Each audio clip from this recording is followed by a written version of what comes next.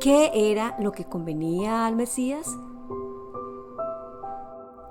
Estimada dama, ¿cuál es su actitud frente a las aflicciones?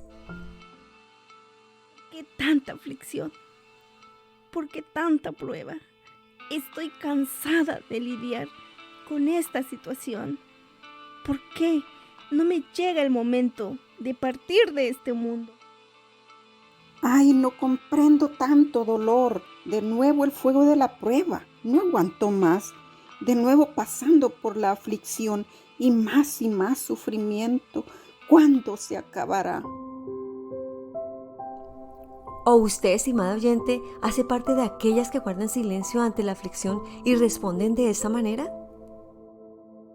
Estoy en medio de la aflicción, pero guardaré silencio y esperaré en ti, confiada en que todo será para mi bien.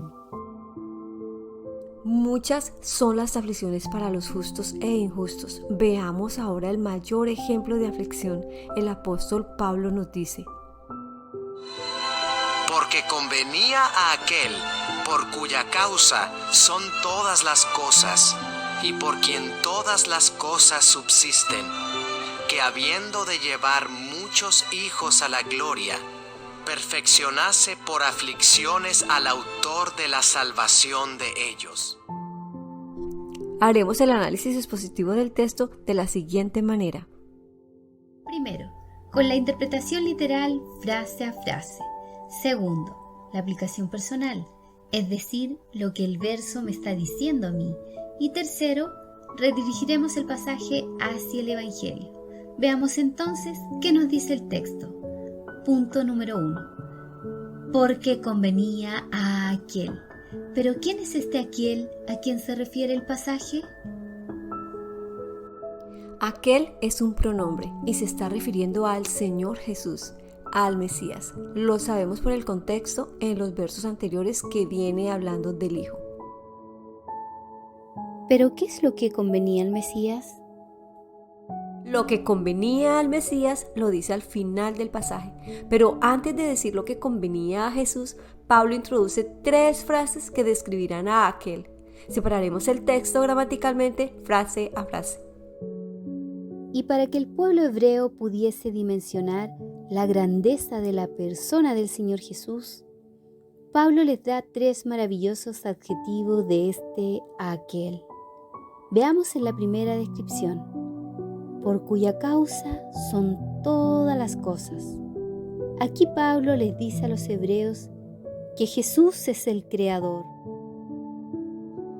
Todas las cosas por Él fueron hechas, y sin Él nada de lo que ha sido hecho fue hecho. Porque en Él fueron creadas todas las cosas, las que hay en los cielos y las que hay en la tierra.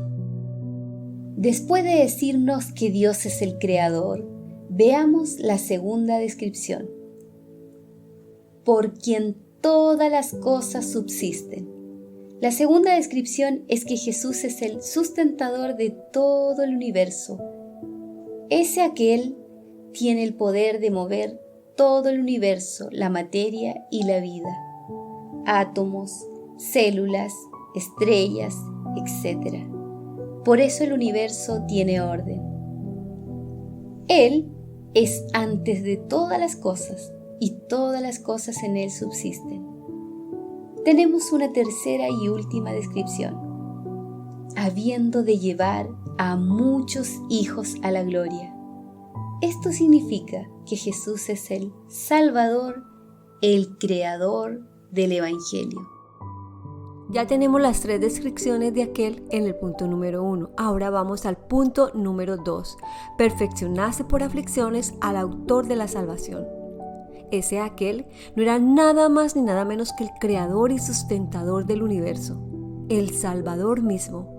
¿Pero acaso necesitaba algo ese hombre maravilloso y perfecto? Sí, para completar y perfeccionar su obra era por medio de las aflicciones.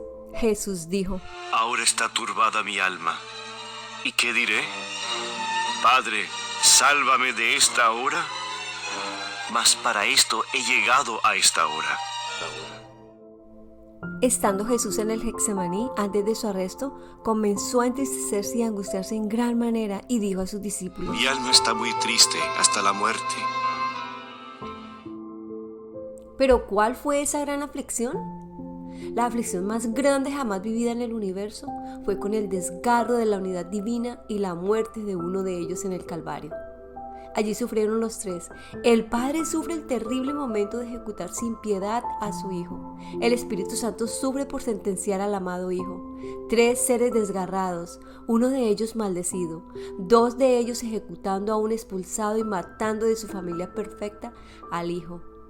El Hijo recibió el sufrimiento de la ira y la justicia de Dios y el desgarro de la separación de su familia divina. El sufrimiento de la obra invisible que hay detrás de la cruz. Ese sufrimiento no es nada comparado con el sufrimiento del convertido y del inconverso en la tierra. Ay de aquel que no valore tan grande aflicción.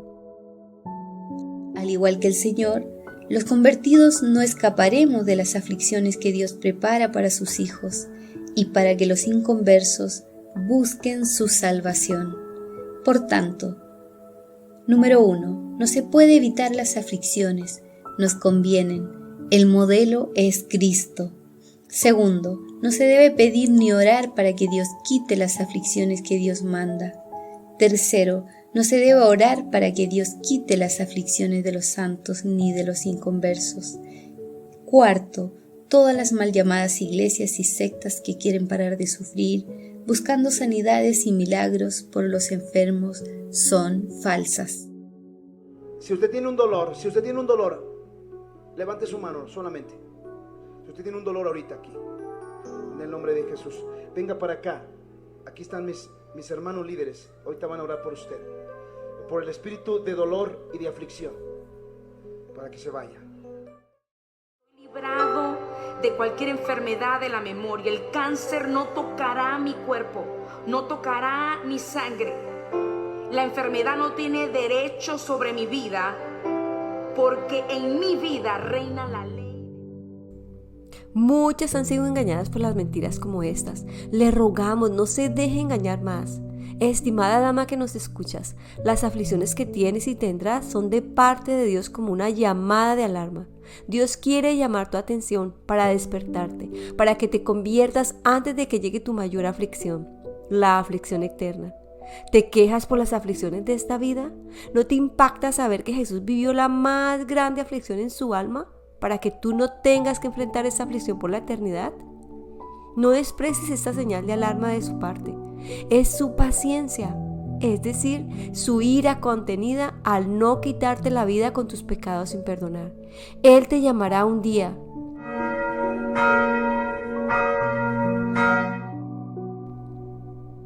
¿No te impacta saber que sin el Evangelio tendrás aflicción eterna?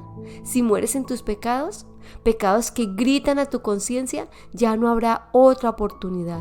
Decide convertirte hoy por medio del Evangelio. Estimado oyente, una vez convertida por medio del Evangelio, Dios usará las aflicciones que usted esté pasando para probar su fe y pulir su carácter, para que un día sea premiada en el reino junto a los otros vencedores, para que en la revelación de su gloria nos gocemos con gran alegría. Recuerde que esta leve tribulación será momentánea, más aflicción, más eterno peso de gloria, pero solo para quien haya obedecido el Evangelio. ¿En cuál grupo está usted? ¿En el grupo que vive quejándose en el tiempo de su aflicción? ¿En el grupo que culpa a todo el mundo por sus aflicciones? ¿Hace usted parte de aquellas que llevan 10, 20, 30 o más años sumergidas en frustraciones pasadas por sus malas decisiones y no sale de la prueba? ¿O usted hace parte de aquellas que aún en la aflicción responden con gozo y en silencio para parecerse cada vez más al Hijo de Dios, por haber obedecido el mensaje verdadero de salvación? Convenía al Señor Jesús ser perfeccionado en aflicciones por causa de nuestras injusticias. Felicitaciones, estimada dama, si has decidido obedecer el Evangelio del Señor Jesús. Un día no tendremos más llanto. Dios secará todas nuestras lágrimas. No más dolor, no más clamor, no más aflicción. Viviremos con el amado por toda la eternidad.